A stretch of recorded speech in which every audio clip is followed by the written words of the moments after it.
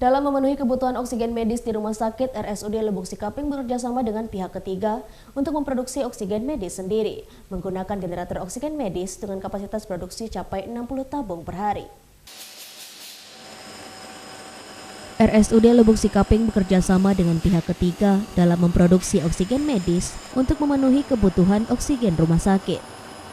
Dalam memproduksi oksigen, RSUD menggunakan mesin generator oksigen medis dengan kapasitas produksi mencapai 60 tabung per hari.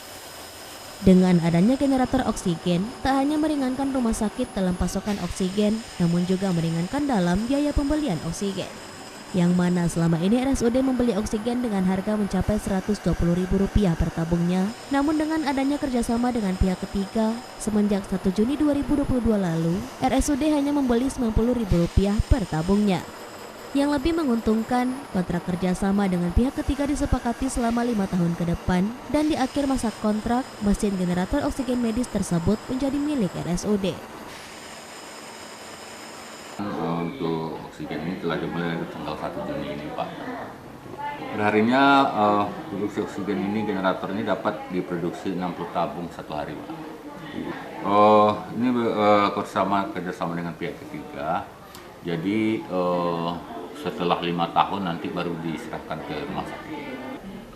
Sangat diuntungkan sekarang, Pak. Jadi kita biasa membeli tabung itu 140, 120. Kadang waktu zaman COVID itu sempat 400 satu tabung. Ya, mudah-mudahan sekarang kita bisa membayar ke mereka itu cuma 90.000 setabung.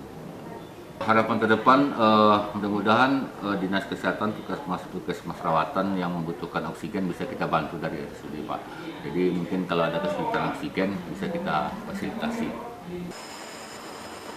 Dari Pasaman, Sumatera Barat, Arya Hanas, iNews melaporkan.